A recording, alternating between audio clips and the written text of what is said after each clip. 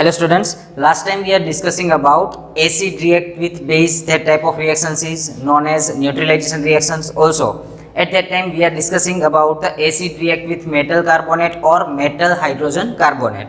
Now we are discussing about the metallic oxide react with acid. First of all, what is called the metallic oxide? In this, metallic means metal and oxide means oxygen. It means that metal is reacted with oxygen, यानी कि metal है ये oxygen के साथ combine हो गई है and कोई ऑक्साइड फॉर्म किया है. That type of oxide is known as metal oxide. Suppose हमारे पास मैग्नीशियम है, ये मैग्नीशियम ऑक्सीजन के साथ रिएक्ट करके कंबाइन होता है तो ये फॉर्म करता है MgO. तो that MgO is known as metal oxide. तो that type of metal oxides react with acid. अब हमको ये तो पता है कि एसिड है, उसमें HCl है, H2SO4, carbonic acid, acetic acid, also nitric acid, ये सब भी एसिड है. तो ये मेटल ऑक्साइड उसके साथ कैसे रिएक्ट करेगा? इट मीन्स दैट सपोज हमारे पास ऑक्साइड है MgO, metal oxide is react with H2SO4, then which type of product we get? तो फर्स्ट ऑफ ऑल हमने ये बोला था कि कोई भी केमिकल रिएक्शंस आप परफॉर्म कर रहे हो तो इन दिस केमिकल रिएक्शन आपको क्या करना होगा? तो उसका first of all ionisation form करना है. इट मीन्स दैट यहाँ पे MgO है तो यहाँ पे क्या शो करेगा? Mg+2 and oxygen -2. In H2SO4 the ionization is 2H+ and SO4 -2. Simple है. Positive of the first one is react with the negative of second one. Also negative of first one is react with positive of second one. तो यहाँ से Mg है ये SO4 के साथ combine होता है. ऑल्सो यहाँ पे आपको उसके चार्जेस भी देखना है, +2 and -2. उसका एडिशन करते हैं तो ये न्यूट्रल यानी कि 0 आंसर लाता है, तो हम ये इजीली प्रोडक्ट फॉर्म कर सकते हैं. इट मीन्स दैट यहाँ पे आपके पास जो प्रोडक्ट फॉर्म होगी ये क्या होगी? तो simple MgSO4 and 2H and oxygen combine होने के बाद क्या फॉर्म करेंगे? तो ये easily H2O. It means that we easily say it that when metal oxide is react with acid they form salt and water. तो हम यहाँ पे ये शो कर सकते हैं कि कोई भी मेटल ऑक्साइड है ये एसिड के साथ कंबाइन होने के बाद क्या फॉर्म करता है? सॉल्ट भी फॉर्म करता है, ऑल्सो वाटर भी फॉर्म करता है. अब इस तरह की ही रिएक्शन है, बट जब यहाँ पे हमने मेटालिक ऑक्साइड है वहाँ पे रिप्लेसमेंट किया है non metallic oxide. And that non metallic oxide is react with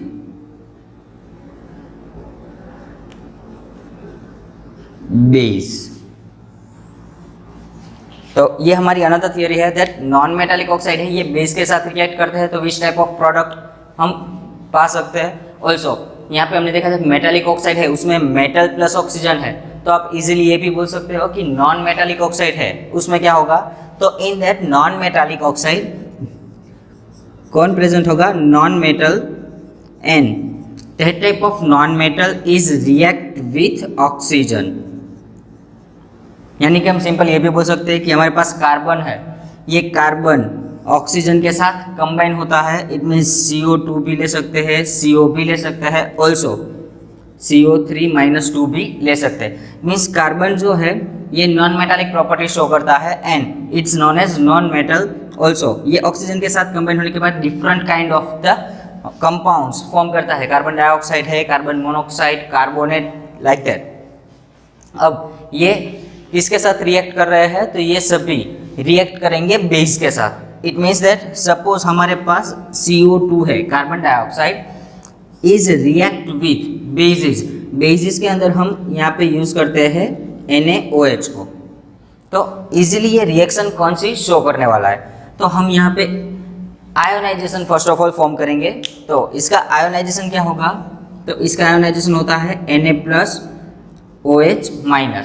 but यहाँ पे आपको ये याद रखना है कि ये OH- आयोनाइजेशन जो फॉर्म कर रहे हो ये आयोनाइजेशन इजीली आपको OH माइनस नहीं शो करेगा, इसके बजाय हम इसको क्या करते हैं, सेपरेट लिखते हैं ऑक्सीजन एंड हाइड्रोजन को।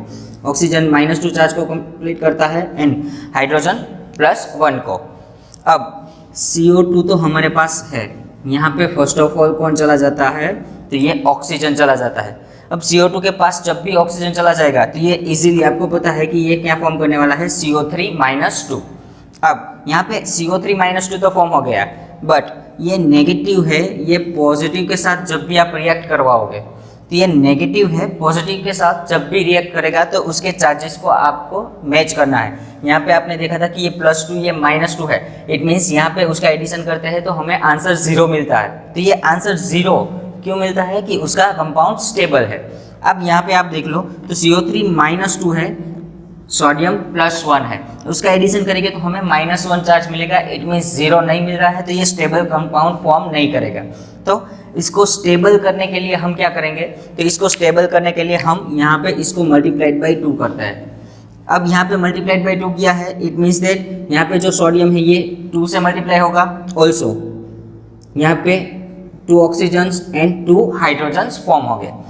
अब मेनली क्या होगा, तो ये रिएक्शन के अंदर हमारे पास 2 सोडियम है एंड 1 CO3 है, इट मीन्स कि ये दोनों कंबाइन होने के बाद ये कंपाउंड फॉर्म करेंगे Na2CO3। ऑल्सो हमारे पास यहाँ पे 2 ऑक्सीजन थे, उसमें से 1 ऑक्सीजन तो CO2 के पास चला गया, अभी भी हमारे पास 1 ऑक्सीजन यहाँ पे लेफ्टेड है। ये 1 ऑक्सीजन ये दोनों हाइड्रोजन के साथ कंबाइन होता है एंड ये क्या फॉर्म करता है, H2O।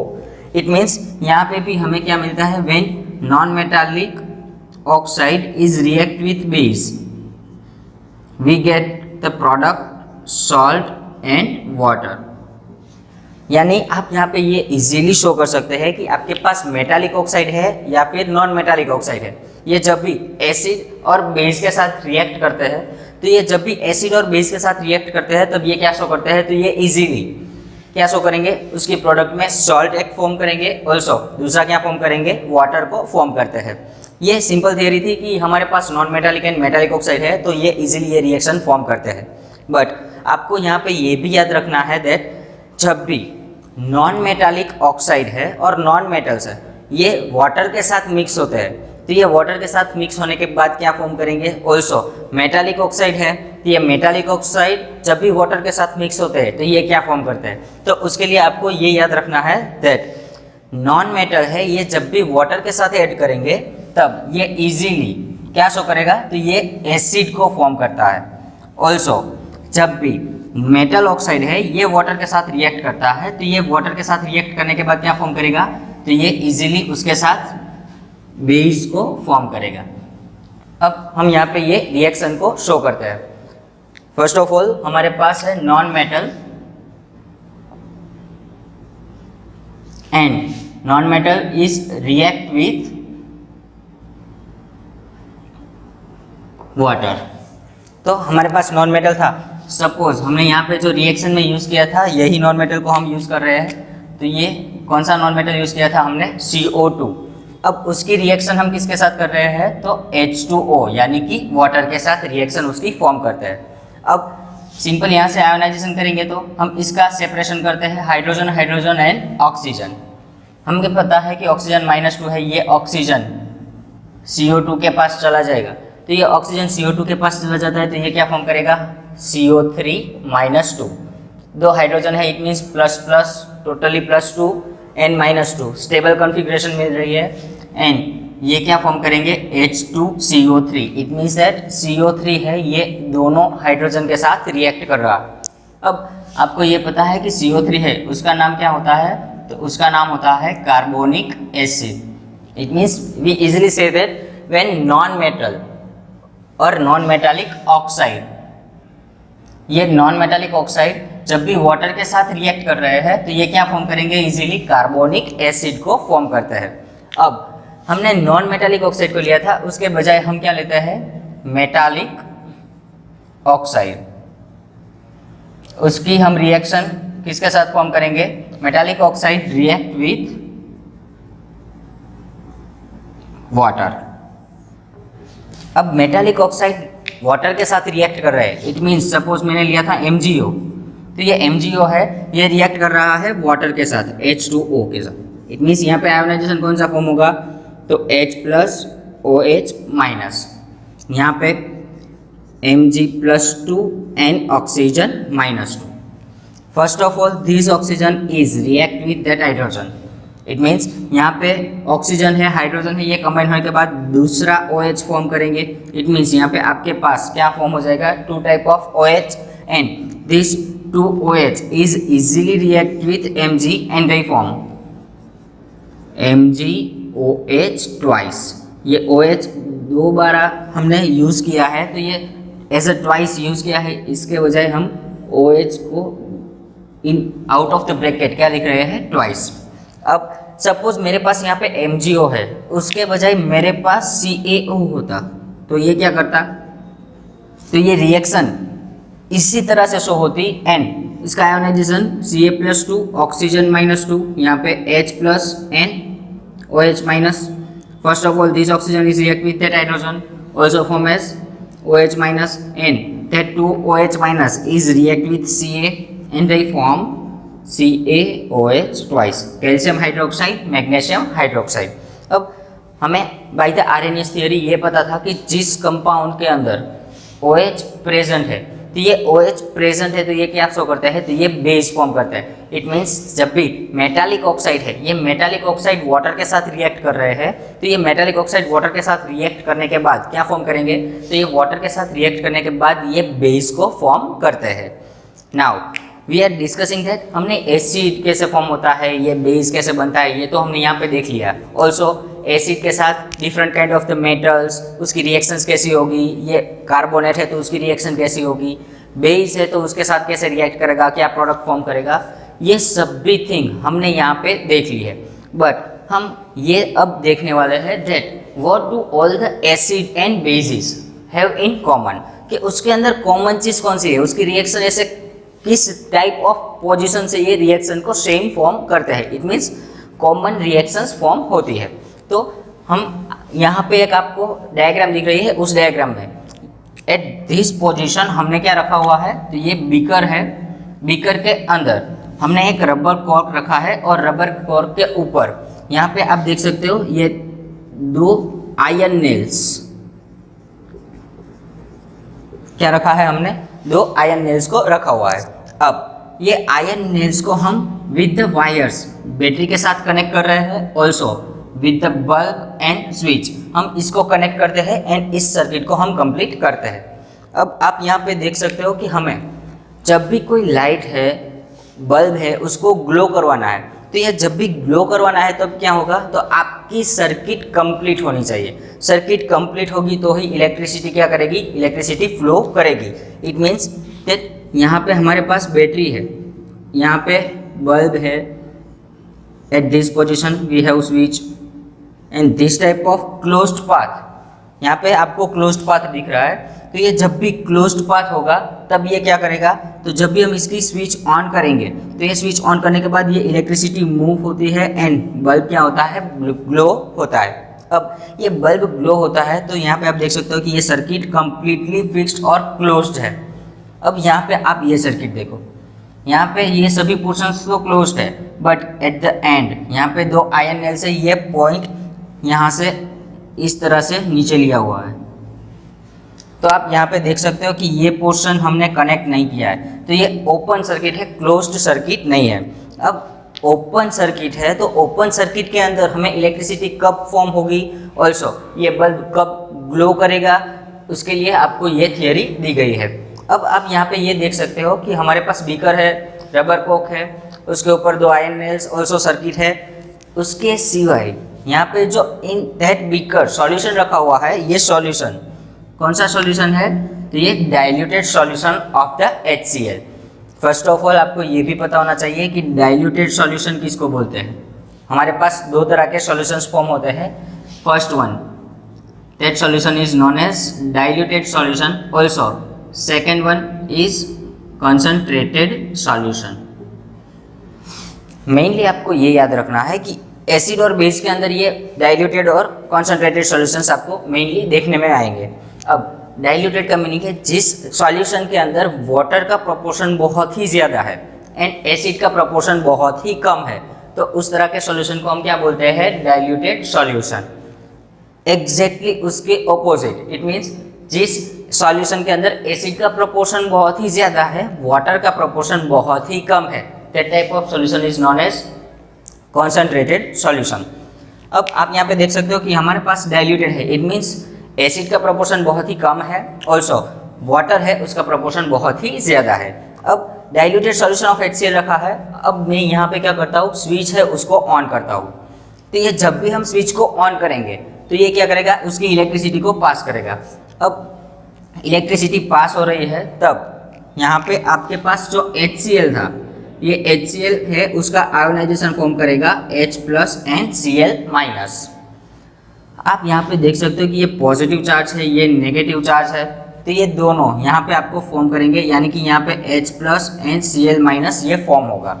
अब ये H+ है, Cl- है, ये आपको ये बैटरी है, इसका ये एंड पॉजिटिव है, this end is known as negative and.